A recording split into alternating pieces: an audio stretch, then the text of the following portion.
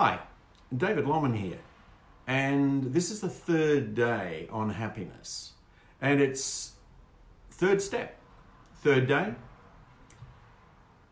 and it's more than anything, it's about what stopped me or you from being happy.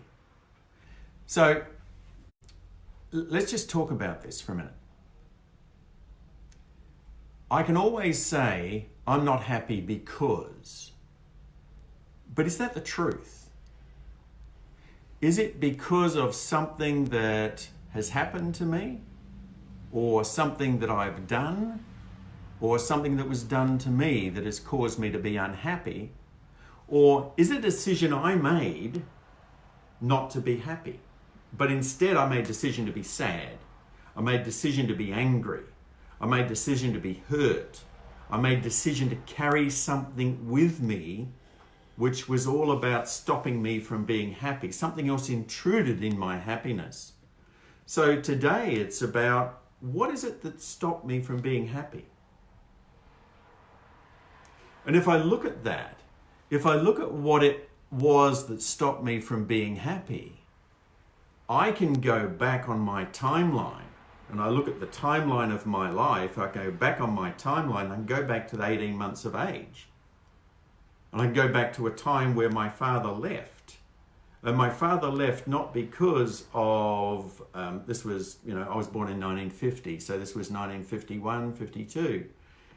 And he left to go to work somewhere else. So he would go away for 3 weeks, come back for a week. Go away for 3 weeks, come back for a week. And I love my father.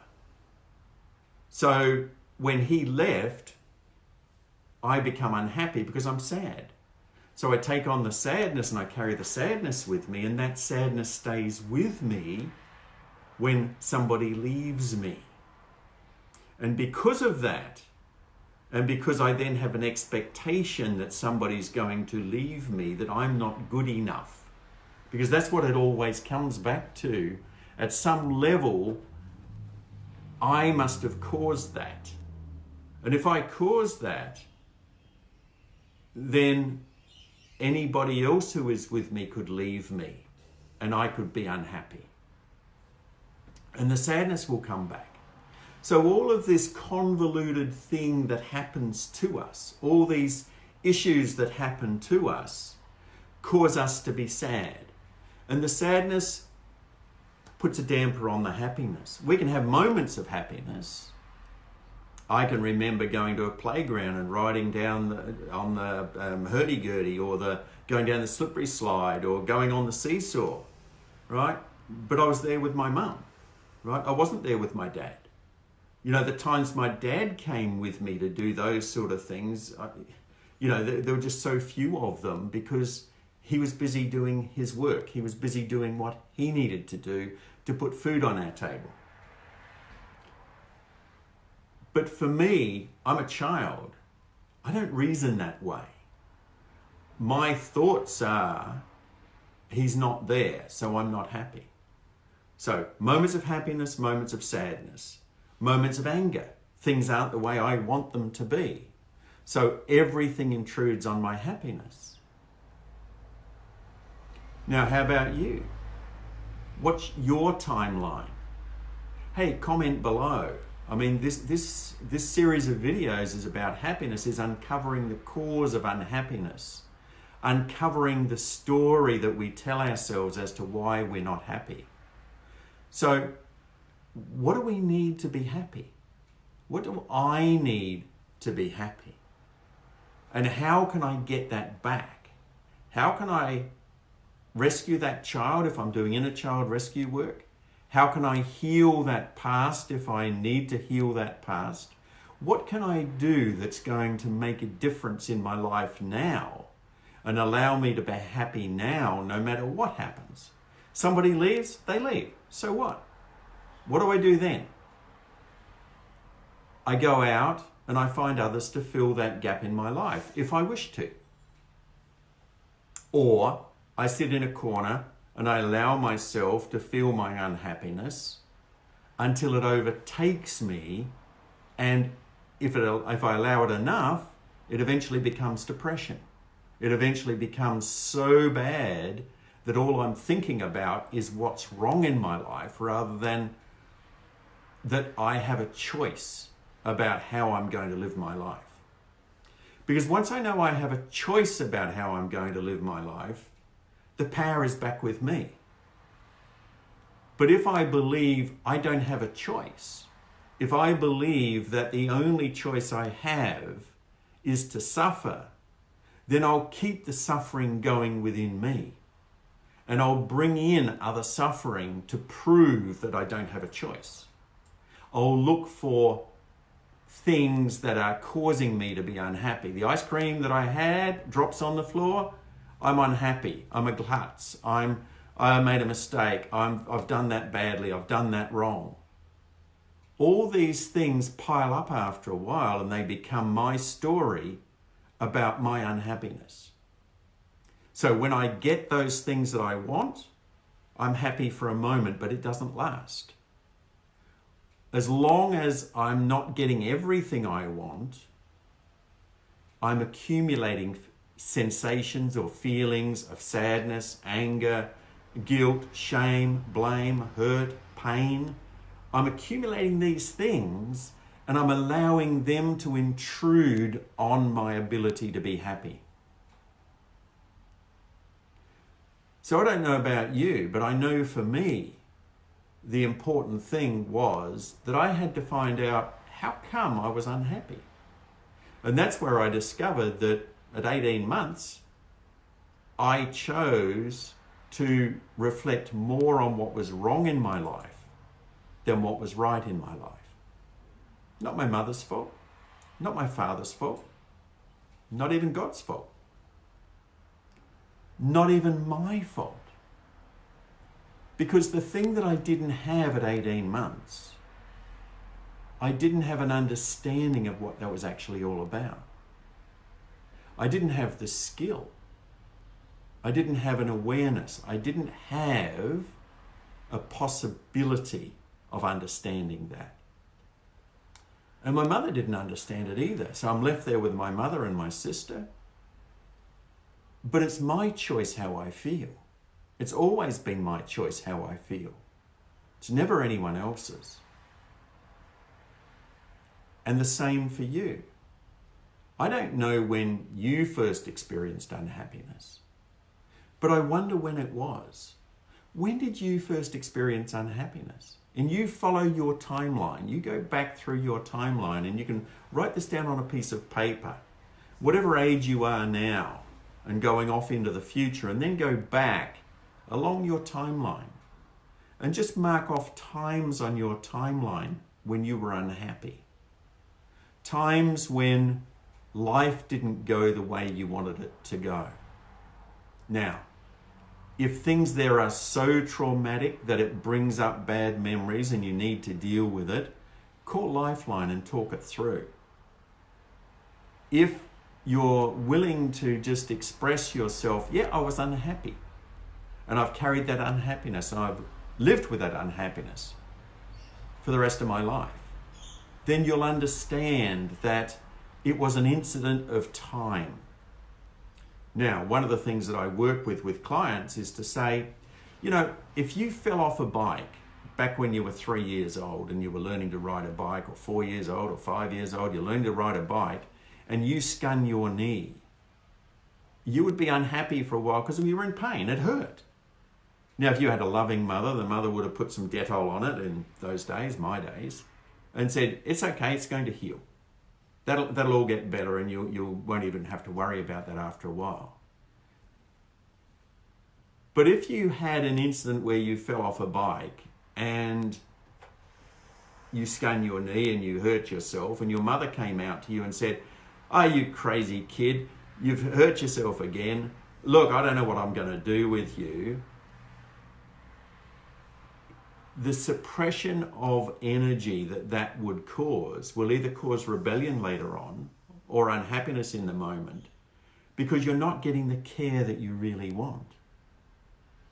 And if you are a person who carries a grudge or keeps the guilt inside, then that will mean that in order to get to your happiness, things have to go exactly as you want them to go to, rather than as the reality of life is. So life is just life. I wake up in the morning, I breathe. I breathe, I get going. The only thing that stops me from being happy is not that I'm getting going right now. It's whatever might have happened in the past. So learning what stopped you from being happy in the past is the gateway to finding out how you can be happy now by learning how to let that go. And the more you learn to let it go, the more you learn the skills that it takes. And these are the skills that we're going to be training on through ABT, through Aussie Blokes Talk. The reason why I'm talking, I'm an Aussie bloke, I'm talking. So the process is to help you learn the skills, because the skills of letting things go may not be natural to you. If your mother, your father, the people you cared about didn't know those skills, how could they teach you? And if you didn't learn them, how could you know what to let go? How would you know what to let go? It's taken me 30 years to get to this point where I can pinpoint things in people's lives and say, how about we deal with this? How about we deal with that? How about we let this go? And by doing that, by taking those steps of helping someone find out the areas where they've been unhappy, happiness comes in because it's a natural state within. Now, I don't know how much unhappiness has been in your life. I don't know how much you've been affected by the incidences and the occasions in your life. All I know is I'm running a little series on happiness, and if you're not happy, I also know there's a cause to it and there's a reason for it, and that cause and that reason can be overcome when you are willing to work at it. That's all it comes down to. Are you willing to work at it? Are you willing to find out what is stopping you from being happy? It can be physical. It can be pain. It can be aches. We covered that yesterday. Have a look back on yesterday's video. Step 2, day 2. Have a look at that video. Go back to video 1 where you set your intent and ask yourself, is that intent still what I want for myself, or do I want more than that? Because as we go through each of these videos, you will learn that the only thing stopping you from being happy is lack of skill. Because I've worked with people who've been traumatized. I've worked with people who've been in cults. I've worked with people who've had PTSD. I've worked with people who've had unhappiness for most of their life. And the only thing stopping them from being happy was that they didn't have the skill of learning how to let that stuff go. They didn't know how to let it go. So as we go through this series more and more, the answers to happiness will start to unwind. And as they unwind, as you begin to get answers for yourself, you'll realize more and more that the answers are within you. They're not with anybody else. Your answers aren't with me. Your answers aren't with a psychologist, a psychiatrist, a naturopath, anybody else. Your answers are within you when you know how to tune into them. We can help you. Hey, I'm a naturopath, I'm a holistic practitioner, I'm a hypnotherapist, I work in spiritual hypnotherapy. All of these things can help you. But the only person who can actually front up is you. The only person who can actually do the work is you. What I'm offering you is these 19 days, these 4 weeks of understanding what's causing you not to be happy. And as you go through that process, my wish for you, my desire for you, is that you will learn that it is possible for you to be happy, and to be happy more than you're unhappy. And yes, there's still going to be sad moments, guilty moments, unhappy moments, until you heal everything in your timeline. That's just the way it is. That's just the way it is. It can't be any other way. Because when I took on certain things in my timeline, I made a choice about how I was going to act and react. And some of those reactions were detrimental to me, to my health, to my values, to who I am really. So if I am holding on to those things, I've got to let them go. So I don't know what you've got to let go of yet. We'll go through it together. So this is David from Aussie Blokes Talk, just saying, you're probably going to get this as a replay. And as you do, just put in a comment.